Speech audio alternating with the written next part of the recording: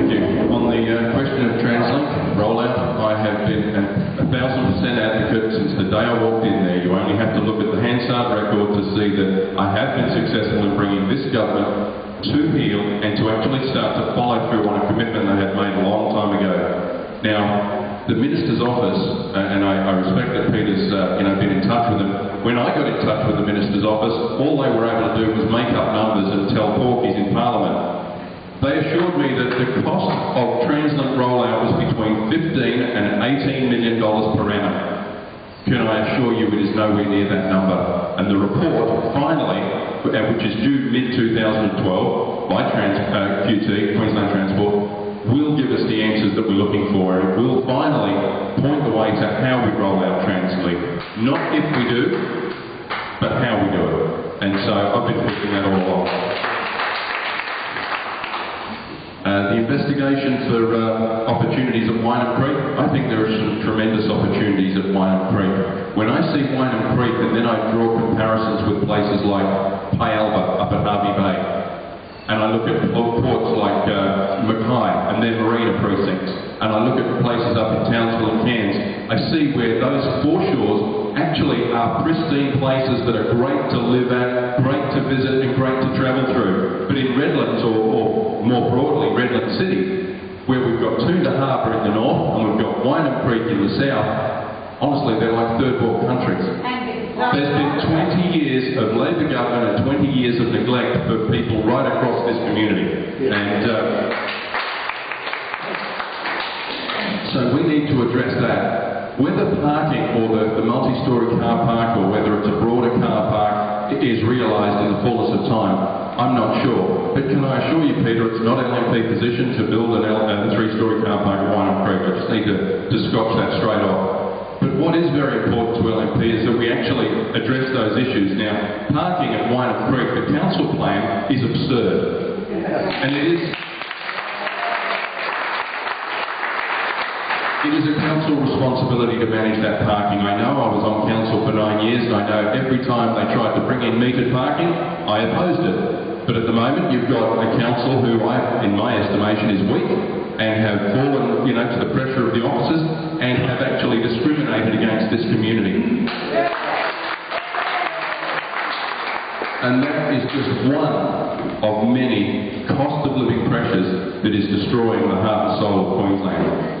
20 years of Labor, we've seen inflation, we've seen unemployment climbing, we've seen our children suffer through education, we've seen tolls, power, water, every single thing that this state government has touched has turned pear-shaped. It's time for a change, nothing surer than that. And we have a plan to actually turn Queensland around. But I go now to the third point, and probably the most important point in this room, is the short barge route. Can I be brutally honest with you? I don't dismiss it, but can I tell you, if the government gave me, be it LNP or Labouring government, if they offered me $25 million or $20 million, which is the cost of the infrastructure at the southern end, I can think of so many better ways to invest that it benefits and advantages everyone, not only in this room, but in the room in Macleay Island later on today, and the people on Carra, the people on Lamb, and the people on Parilpa. It will benefit the whole island.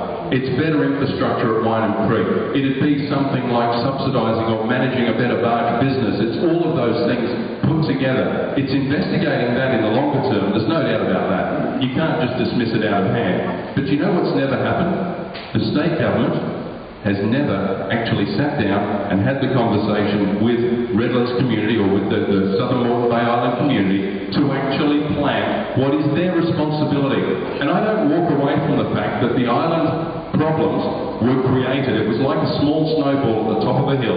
It started back in the 70s when the Conservative government, the Joe government, I acknowledge that, allowed the development of the islands, and basically they laid an invisible grid map over all the islands and let the developers run amok, and they developed this island, but with a bridge.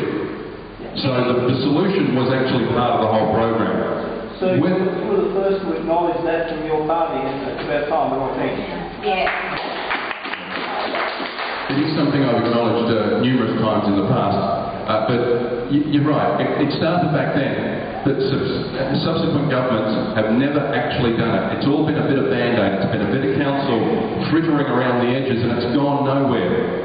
What needs to happen, I've said this in the past when I was on council, the state, the council, and if we can, the federal government need to all come together. And David mentioned when he ran that the federal government, then Andrew Lamington's the LNP member for Beaumont, actually put some money on the table from, were they successful, for the Southern North Bay Islands to actually work on those problems. So yes, we need to actually bring the state to the table, and we need to work on what is the long-term plan. The short barge route is a band-aid for 2 islands, I believe, and a very expensive band-aid. It's $6 million on Macleay, it's 20-odd million here, and it only resolves part of the problem. It's not going to improve your life. What will improve your life is a good, addressing of the cost of living pressures right across the board, and that's what LNP promises through our 5-point plan.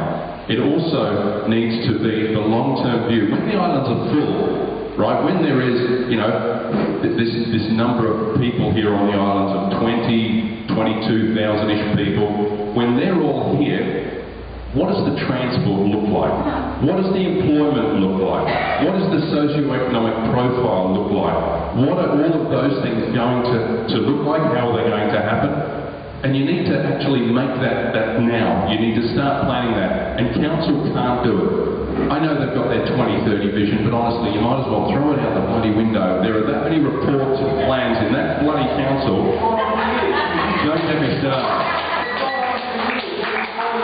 I'm sorry I'll run over it, but I'll try and contain my enthusiasm. But really, the state government does need to step up to the plate. We need to actually address a whole range of things, because there's no simple fix. If we're fortunate enough to win government, if I'm fortunate enough to be your member again for another 3 years, we are going to inherit $85 billion worth of debt. What that means, right, just so I bring it into reality, bring it into check, because it's a huge number and people kind of don't get their head around